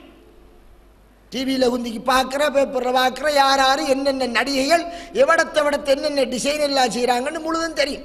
ஒரு குர்ஆ மஸ்ரம் பாடம் இல்லை, ஒரு துவா பாடம் இல்லை, அது பாடம் இல்லை. மற்ற எல்லா பாட்டும் பாடம். ஹிந்தி பாஷையில் படிக்கிற பாட்டு பாடம், சுப்ஹானல்லாஹ். தமிழ் பாட்டை விட ஹிந்தி படிக்கிறார்கள், பாட்டு பாடம். ஹிந்தி நம்முடைய சொந்த பாஷை இல்லை. எனவே சகோதரிகளே, அவ்வளவுக்கு ஒரு மோசமான நிலை. இப்போ இங்கே அந்த பெண்ணுக்கு செய்தி கிடைத்தது, இப்படி அப்துல்லா பின் மசூத் சபிக்கிறாராம். அப்போ வந்தா அப்துல்லா பின் மசூத் அலைஹிஸ்ஸலாம் வந்து நீங்கள் இப்படி எப்படி எல்லாம் சபிக்கலாமே என்று எனக்கு கிடைச்சதுன்னு. அப்போ அவர் சொன்னார்கள், அல்லாஹ்வுடைய தூதர் சபித்தவர்களை நான் ஏன் சபிக்க மாட்டேன்? மேலும் அல்லாஹ் தனது வேதத்தில் சொன்னவர்களை ஏன் நான் சபிக்க மாட்டேன்? அப்ப அவன் மாறி கேட்கா, நான் குர்ஆனை 2 மட்டைக்கிடையில் உள்ள எல்லா குர்ஆன் வசனங்களையும் நான் ஓதி பார்த்தேன், அங்க அப்படி சபிக்கப்பட்டில்லையே. நான் எடுத்து பார்க்கிற போது நீங்க சொல்ல விடயம் குர்ஆனில் இல்லையே என்று அவர் சொன்னான். அதுக்கு அப்துல்லா பின் மசூத் ரலியல்லாஹு சொன்னார்கள், நீ குர்ஆனை சரியாக ஓதி இருந்தால் அங்கே நீ கண்டிருப்பாய். வமா ஆதாக்குமுர் ரசூலு ஃபஹுதூஹு வமா நஹாக்கும் அன்ஹு ஃபந்தஹு. அல்லாஹ்வுடைய தூதர் எதை கொண்டு வந்தாரோ அதை எடுங்கள், அல்லாஹ்வுடைய தூதர் எதை தடுத்தாரோ அதை தவிர்த்து நடந்து கொள்ளுங்கள். இப்படி ஒரு வசனத்தை நீ காணவில்லையா? அல்லாஹ்வுடைய தூதர் எதை கொண்டு வந்தாரோ அதை எடுங்கள், அல்லாஹ்வுடைய தூதர் எதை தடுத்தாரோ அதை தவிர்த்து நடந்து கொள்ளுங்கள் என்ற ஒரு வசனத்தை நீ காணவில்லையா என்று கேட்டுவிட்டு சொன்னார்கள். அவ ஆம் என்றார். அப்ப சொன்னார்கள், அதுதான் ரசூலுல்லாஹி ஸல்லல்லாஹு அலைஹி வஸல்லம் அவர்கள் தடுத்தார்கள். அப்ப அந்த பொம்பளை சொன்னா, அந்த பொம்பளை உங்களோட பொன்சாதியும் அப்படித்தானே செய்யறாண்டா மாறி. அப்துல்லா பின் மசூதுட வைஃபும் உங்களோட மனுஷன் அப்படித்தானே செய்யறமோ, நீங்க ஊரை திருத்துறதுக்கு முந்தி உங்களோட பொன்சாதியை திருத்துங்கண்டா அப்படித்தானே சொல்வார்கள். இது ஷாபாக்கள் காலத்து பிரச்சனை போறது. அவர் சொன்னார், நீ போய் என்ன மனைவியை பார். அவ போனா பார்த்தா, அவ போய் பார்க்கிற போது அங்க எதையும் காணவில்லை. அப்படி போய் பார்க்கிற வேளையில நீ சொல்றபடி என்ற பொன்சாதி இருந்தால் எனக்கும் அந்த பெண்ணுக்கும் இடையில உறவே நடக்க மாட்டாது என்றார்கள் அப்துல்லா இப்னு மசூத் ரலியல்லாஹு அன்ஹு அவர்கள். அன்பிற்குரிய சகோதரிகளே, இப்படி அந்த சஹாபாக்கள் இருந்தார்கள். எனவே ஒரு பாவமான காரியத்தை செய்யுமாறு கணவன் வற்புறுத்தினால், சில பெண்கள் இருக்கிறார்கள் அழகாக மார்க்கப்படி நடக்க வேண்டும் என்று ஹிஜாப் அணிந்து கொண்டிருப்பார்கள். வெறுவார் ஒரு மாப்பிள்ளை, டிஸ்கோ மாப்பிள்ளை, உம்மாமார் பார்த்து கல்யாணம் முடிச்சு கொடுத்துருவாங்க. அவருக்கு இது பிடிக்காது. எங்கேயும் போற நேரம் வார நேரங்கள் அல்லது கூட்டாளிமார் வார நேரத்தில் குறைஞ்சது சல்வாரி கிட்ட உடுத்துக்கொள்ளாது இருக்கணும். அதை கொண்டு மொக்காட போட்டுக்கிறீன் என்பார்கள். அதை கொண்டு உடுத்தால் அது ஃபிட்டாக இருக்கும், அவருடைய முடி தெரியும், சண்டு தெரியும், எனவே அது சரி வராது என்று சொன்னால் அவர் வற்புறுத்துவார். அந்த கணவனுக்கு வழிபடக்கூடாது. ஒரு சீதன கல்யாணம் நடக்கும், வா போவோம் என்று கூப்பிடுவார், அதுக்கு போகக்கூடாது. இதெல்லாம் எப்ப அவரை வீட்டில் நாம இருக்க, நம்முட வீட்டில் இருந்துக்காரு செல்லலாமா? நமக்கிட்ட சீதனம் வாங்கிக்கு நம்முட காக்கா அல்லது நம்முட மச்சா நம்முட வாப்பா உழைச்ச 3 ஏக்கர் பூமியில வெள்ளாம செஞ்சுக்கு அல்லது 5 ஏக்கர் பூமியில வெள்ளாம செஞ்சுக்கு சவுதியில மச்சினன் இந்த தம்பிக்காரன் உழைச்ச காசை வாங்கி 4 மாத்திய காசு எடுத்து ஒரு ஸ்ப்ளெண்டர் மோட்டார் பைக்கில் வாங்கிக்கு சீதன கல்யாணத்துக்கு வாண்டு கூப்பிட்டால் மோட்டார் பைக்கில் வச்சு சும்மா வரும் நடந்துக்கு போங்கதே வேண்டாம், பைசிக்கல் என்று சொல்லக்கூடிய உரிமை இவளுக்கு இருக்கிறது. அவரோ பாவத்தின் பக்கம் வழி நடத்துகிறார். ரசூலுல்லாஹ் வழிபடக்கூடாது என்று சொன்னார்கள். அது எந்த பாவமா இருந்தாலும் சரிதான். அதனால தான் கணவன் மனைவியை திருமண பந்தத்திலே வாழ்த்துகின்ற போது திருமண வாழ்த்தென்ற ஒரு துவாவை கற்றுத் தந்தார்கள். அதுதான் ஓத வேண்டிய துவா. வேற எந்த துவாவும் ஓதக்கூடாது, அப்படி இல்லை. பாரக்கல்லாஹு லக்க வ பாரக்க அலைக்க வ ஜமா பைனகுமா ஃபீ கைர், உனக்கு அல்லாஹ் அருள் செய்வானாக என்று வரக்கூடிய துவாவில் என்ன வருகிறது? உங்கள் இருவரையும் நன்மையான காரியங்களில் அல்லாஹ் ஒத்துமையாக்கி வைப்பானாக. நன்மையான காரியங்களில் ஒத்துமையாக்கி வைப்பானாக என்றால் பாவமான காரியங்களில் ஒத்துமை இல்லாமல் ஆக்கி வைப்பானாக. துவாவே கருத்து. இப்ப மனைவி கணவனை பாவத்தின் பக்கம் அழைத்தால் கணவன் உடம்படக்கூடாது.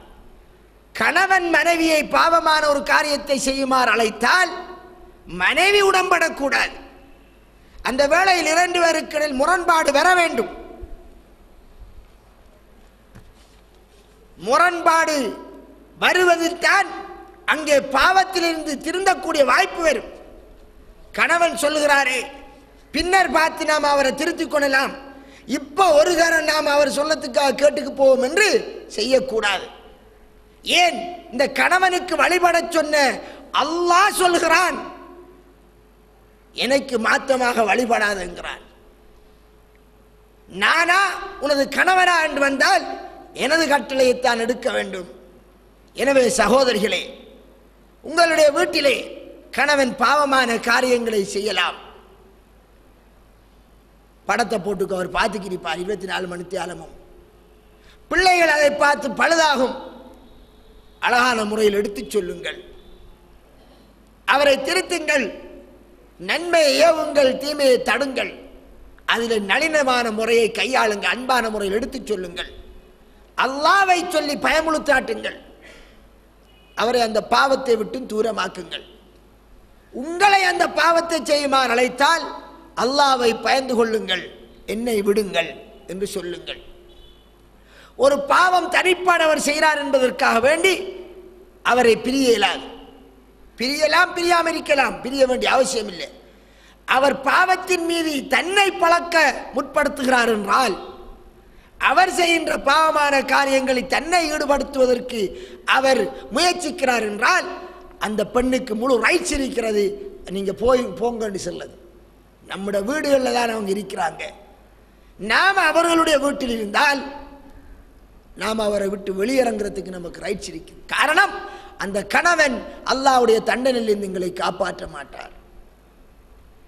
எந்த கணவனுக்காக வழிபட்டோமோ அந்த கணவனோடு சேர்ந்து இறைகட்டளைக்கு மாறு செய்வதற்காக 2 பேரும் நரகத்துக்கு போக வேண்டி ஏற்படும்.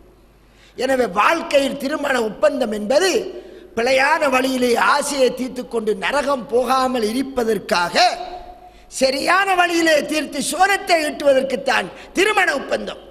அதே திருமண ஒப்பந்தம் திருமண வாழ்க்கை நரக வழிக்கிட்டு செல்லும் என்றிருந்தால் அந்த வாழ்க்கை தேவையில்லை. நரகத்திலிருந்து தப்பிக்கொள்வதற்காக அவன் போகின்ற வழி. அதனால் தான் ரசூலுல்லாஹ் என்ன சொல்கிறார்கள், ஒருவன் தன் மனைவிக்கு ஒரு கவள உணவை ஊட்டுகிறான், அதற்கும் நன்மை இருக்கிறது என்றார்கள். மனைவிக்கு அவன் தன் மனைவியின் கொண்ட அன்பின் காரணமாக ஒரு கவளை சாப்பாடை ஊட்டினால் அதுக்கும் நன்மை இருக்கு. நன்மை ஏழைக்கு கொடுத்தால் தர்மம் வேற, மனைவியோடு அன்பாக நடக்கிறதற்கு நன்மை. அவன் தன் ஆசையை மனைவியில் இருந்து தீர்த்து கொண்டால் பாவத்தில் ஈடுபடக்கூடாது, அல்லாஹ்வை பயிர்கிறேன், எனவேதான் நான் திருமணம் செய்து கொண்டேன் என்று அவன் அனுமதித்த அந்த இடத்திலிருந்து ஆசையை தீர்த்து கொண்டால் அதுக்கும் நன்மை. சஹாபாக்கள் கேட்டார், அல்லாஹ்வின் தூதரே, இவன் தன் ஆசையை தீர்க்கிறான், அதுக்கு நன்மை? ஆம், ஒரு பிழையான வழியில் போனால் அவனுக்கு பாவம் இல்லையா, அதனால் தான் இறைவன் அவனுக்கு நன்மையை கொடுக்கிறான் என்று சொன்னார்கள். எனவே அன்பிற்குரிய சகோதரர்களே, பாவமான காரியங்களிலே வழிபடக்கூடாது. இதேவேளை அடுத்ததாக ஸல்லல்லாஹு அலைஹி வஸல்லம் அவர்கள் எளிமையான வாழ்க்கை வாழ்ந்தார்கள். வாழ்க்கை என்பது எளிமையாக இருப்பதை இறைவன் விரும்புகிறான். நபிகளார் தன்னுடைய குடும்பத்துக்கும் அந்த எளிமையை பழக்கினார்கள். நபிகளாருடைய எளிமையான வாழ்க்கை எப்படி இருந்தது என்பதை நான் சொல்ல தேவையில்லை, உங்களுக்கு தெரியும். நீங்க பயான் பண்ணக்கூடிய அளவுக்கு உங்களுக்கு தெரியும், அவ்வளவுக்கு வறுமையில் இருந்தார்கள். நம்முடைய கணவனார் ஹலாலான முறையில் சம்பாதிப்பது கடமை.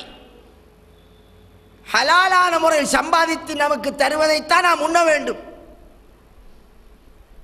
ஹராமான முறையில் பொய் சொல்லி சம்பாதித்தாலோ ஏமாற்றி சம்பாதித்தாலோ அரசாங்கத்தின் சொத்தை ஊழல் மோசடி செஞ்சு களவெடுத்து சம்பாதித்தாலோ அல்லது அரசாங்க உத்தியோகத்திலிருந்து பொதுமக்களிடமிருந்து லஞ்சம் என்ற பெயரில் வாங்கினாலோ சீதனம் சாதனம் வட்டி என்ற பெயரால் உழைச்சி தந்தாலோ அதை சாப்பிடக்கூடாது. அவருக்கு கடமை என்ன? ஹலாலானதை உண்ணுங்கள். குலூ மின் தய்யிபாத்தி மா ரஸக்னாக்கும், நாம் வழங்கியதில் மிக மனமானது ஹலாலானதிலிருந்து உண்ணுங்கள். அவர் மனைவியருக்கும் தன்னுடைய விலா எலும்பு அதற்கும் ஹலாலானதை கொடுக்க வேண்டும். நமக்கு தெரிகிறது இவர் ஹராமானதிலே தான் சம்பாதித்து தருகிறார் என்றால் அதற்கு அங்கீகாரம் வழங்கக்கூடாது. அதை திருப்பிக் கொடுங்கள். யாருடைய சொத்தை எடுத்தீர்களோ அதை திருப்பிக் கொடுங்கள் என்று கட்டளையிட வேண்டும். அதை சாப்பிடவே கூடாது. நீங்கள் பட்டினி படுத்தாலும் பரவாயில்லை, பிச்சை எடுக்க வேண்டி வந்தாலும் பரவாயில்லை. யாருக்கு வேறு வழியே இல்லையோ, வருமானத்துக்கு வழி இல்லையோ, அப்படியானவருக்கு பிச்சை எடுப்பதற்கும் அனுமதி இருக்கிறது. தொழில் செய்ய ஆற்றல் இல்லை, உடம்பிலே பலம் இல்லை, அவருக்கு வேறு எந்த கதியும் இல்லை, அல்லாஹ் அனுமதிக்கிறான், யாசிக்கலாம். அதனால் தான் யாசிப்பவனை தட்டிவிடாத என்றும் சொல்லப்பட்டிருக்கிறது. அது யாசம், ஒரு சந்தர்ப்பத்தில் அனுமதி. சகோதரிகளே, கணவன் உழைத்து தருகிறார் என்பதற்காக அவருடைய சம்பாத்தியங்களுக்கு எல்லாத்துக்கும் அனுமதி போட்டு ஆமா போட்டிருக்க கூடாது. நமக்கு தெரியணும் நமது கணவனார் சம்பாத்தியம் எப்படி நடக்கிறது என்று. அதுக்காக சண்டை பிடித்து கேட்பதில்லை, வெளிப்படையில் தெரிய வரும். அவருடைய சம்பாத்தியத்தில் பிழையை கண்டால் அவருக்கு நசிஹத் சொல்வது உனது கடமை. இல்லை, அவர் எப்படியாவது சம்பாதித்துக்கு வரட்டு, நமக்கு சோறு கிடைக்குது, நமக்கு மாசத்துக்கு மாதம் 1-2 சாரி கிடைக்கிறது, நம்மளை கல்முனை முபாரக்கு கூட்டிட்டு போறாரு, ஆட்டால கூட்டிட்டு போறாரு, மாசம் விரும்பிய இடம் என்று சொல்லி ஓப்பன் விசா தாராரு, மாசம் நகைக்கடைகளுக்கு கூட்டிட்டு போறாரு என்றுட்டு அதுக்கு அனுமதிக்க கூடாது. உன் உடம்பிலே கிழிஞ்ச கண்டலாடை இருந்தாலும் அது ஹலாலானதாக இருக்க வேண்டும் என்று நினை. இது கடமை. இதுதான் நபிகளார் ஸல்லல்லாஹு அலைஹி வஸல்லம் அவர்கள் சஹாபாக்களுக்கு போதித்த வாழ்க்கை. அந்த அடிப்படையிலே ஸல்லல்லாஹு அலைஹி வஸல்லம் அவர்களும் ஒரு சந்தர்ப்பத்தில் கடும் கஷ்டமான நிலையில் இருக்கிறார்கள். எந்த அளவிற்கு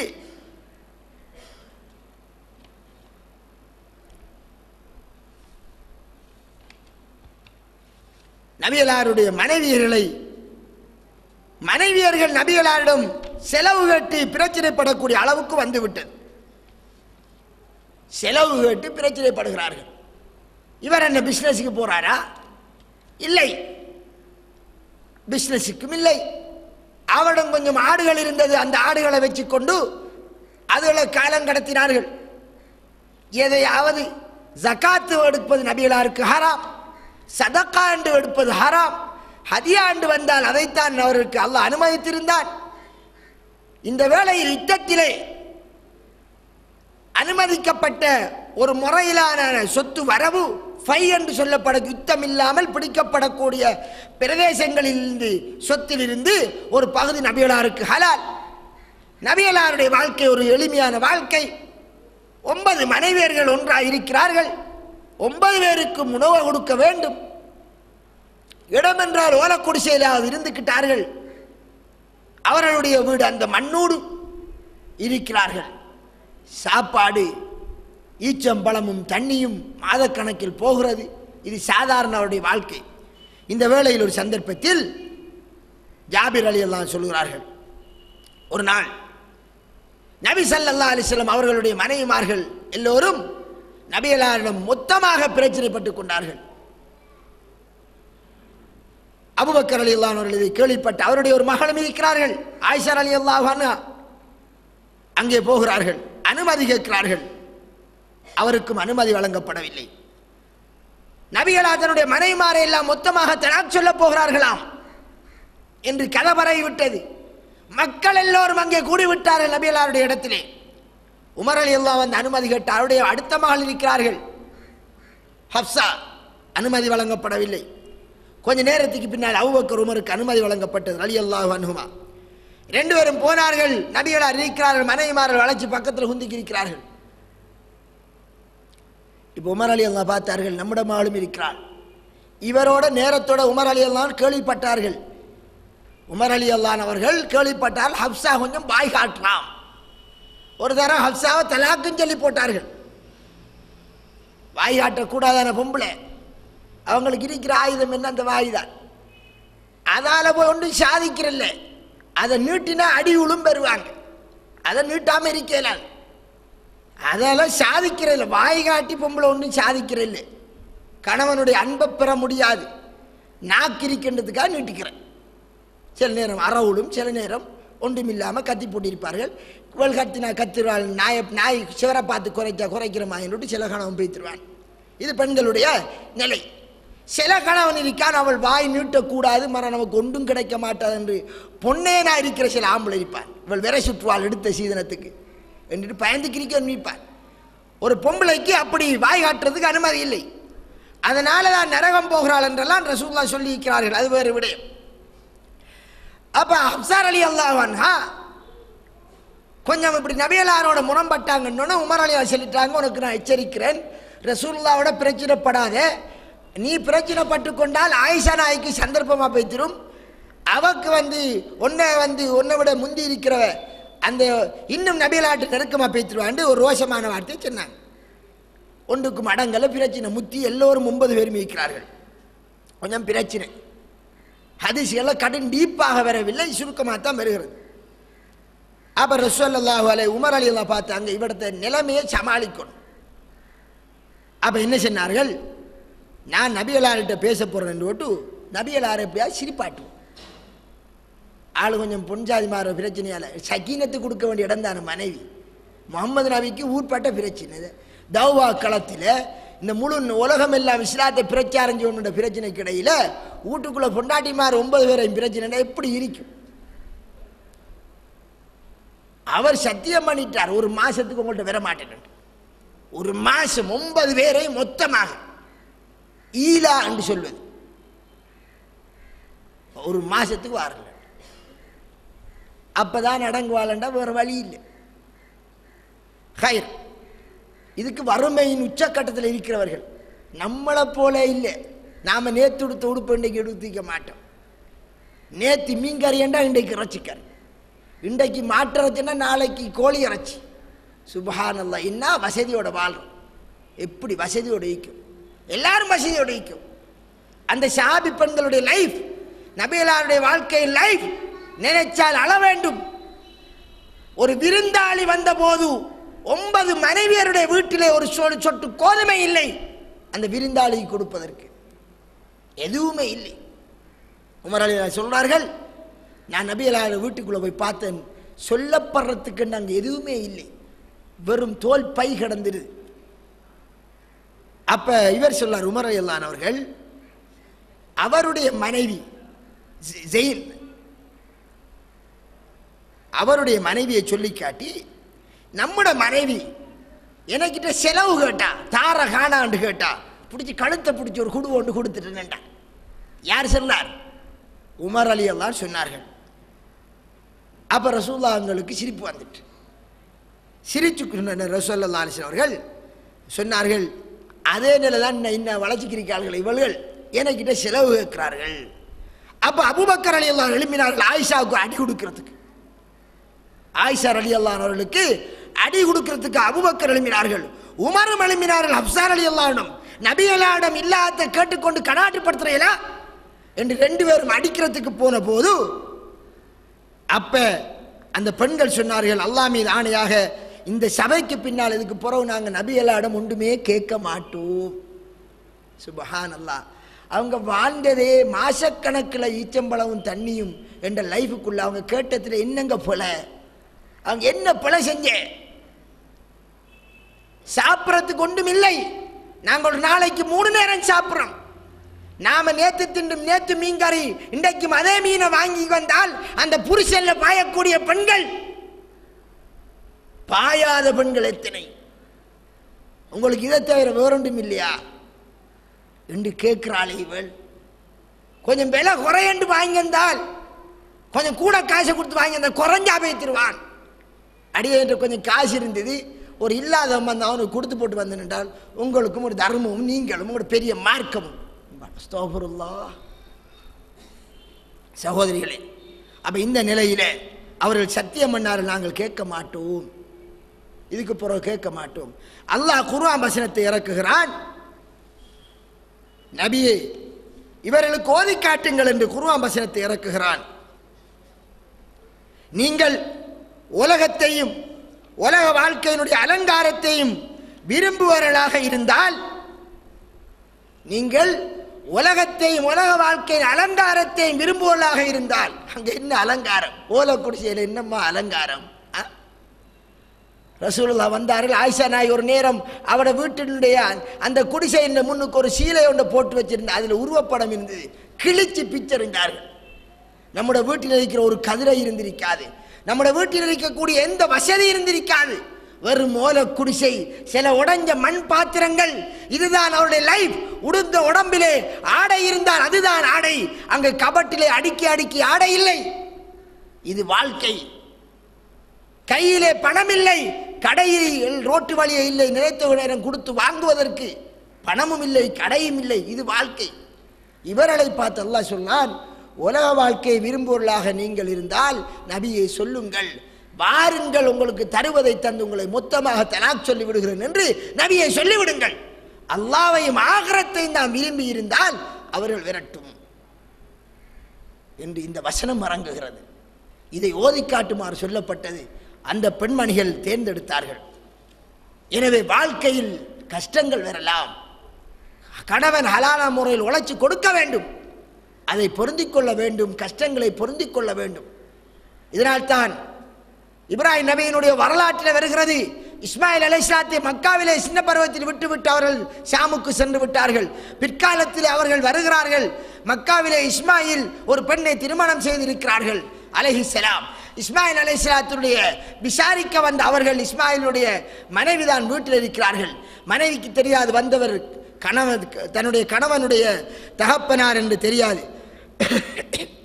அந்த வேளையில் அவர் வந்து அவரிடம் கேட்கிறார், எங்கே இஸ்மாயில் என்று கேட்டார். அவர் வெளியிலே எங்களுக்கு உழைக்க சென்றிருக்கிறார் என்று சொன்னார்கள். வாழ்க்கை எப்படி இருக்கு என்று கேட்டார். அப்போது சொன்னார், நாங்கள் ரொம்ப கஷ்டத்தில் இருக்கிறோம் என்று அவர் சொல்லிவிட்டார். அப்போது அவர் என்ன சொன்னார் தெரியுமா? அவர் வந்தால், உன்னுடைய கணவனார் வந்தார், இப்படி நான் வந்தேன் சலாம் சொன்னேன் என்று சலாத்தை சொல்லிவிட்டு வீட்டு வாசலின் கதவை, வீட்டு படியை மாற்றிக்கொள்ள சொல், வீட்டு கதவினுடைய படியை மாற்றிக்கொள்ள சொன்னார் என்று இதை அவரிடம் சொல்லிவிடு என்று சென்று விட்டார். இஸ்மாயில் அலைஹிஸ்ஸலாம் வீட்டுக்கு வந்தார்கள். மனைவியிடம் கேட்டார், யாராவது வந்தார்களா போனார்களா? ஆம் வந்தார். என்ன சொன்னார்? இப்படி சொன்னார். நீ என்ன சொன்னாய்? இப்படி சொன்னேன். அப்படியா? வீட்டு கதவினுடைய படி என்றால் நீ உன்னை தலாக் சொல்லிவிட்டு போகிறார். அந்த காலத்து லைஃப், பாலைவன காலத்திலே அவர்கள் சாப்பிடுவது சோறை அல்ல, வெறும் இறைச்சி துண்டு. வேட்டையாடுகின்ற பிராணிகள் ஏதேனும் எங்கேயாவது அந்த பாலைவன காட்டிலே மூளை முடுக்குகளில் கிடந்தால் அதை திம்பார்கள். அதுக்கு பின்னால பிற்காலத்தில் இன்னொரு தரம் வருகிறார். வந்தபோது இன்னொரு மனைவியை முடித்திருக்கிறார். அங்கே அவர் இருக்கவில்லை இஸ்மாயில். அப்போது கேட்கிறார், என்னப்பா என்ன அவர் எங்க? அவர் வெளியில போய்த்தார். வாழ்க்கை எப்படி இருக்கிறது? நாங்க ரொம்ப நல்லா வாழ்றோம் என்று அவர் சொல்றான்.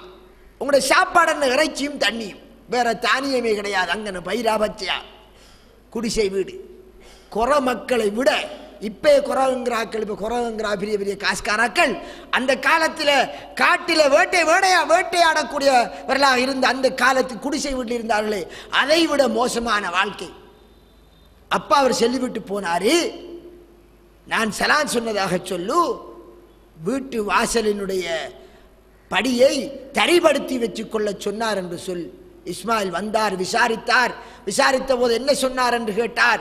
சொன்னதையும் அவர் இன்னார் இப்படித்தான் சொன்னார் என்றதை சொன்னபோது என்ன சொன்னார்கள்? வீட்டு வாசல் படி என்றால் நீ உன்னை என்றென்று மனைவியாக வைத்துக் கொள்ள சொன்னார் என்று சொன்னார்கள்.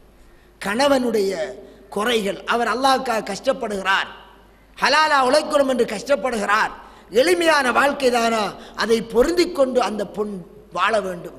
தன் மாமனாரிடம் குறைப்பட்டதற்கே தலாக் சொல்ல சொன்னார் இப்ராஹிம் அலைஹிஸ்ஸலாம். தன்னுடைய மாமனாரிடம் குறைப்பட்டதற்கு பொருந்திக் கொள்ளாத பெண். அப்படி என்றால் இப்ப என்ன செய்வது?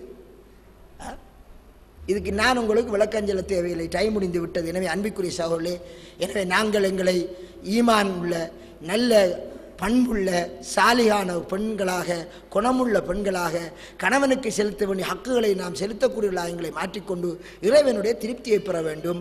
கணவன்மார்களை அவர்களுடைய கடமைகளை அவர்கள் செய்வதற்கு நாங்கள் அவர்களுக்கும் வழிவகுக்க வேண்டும் என்று கேட்டு முடித்துக் கொள்கிறேன்.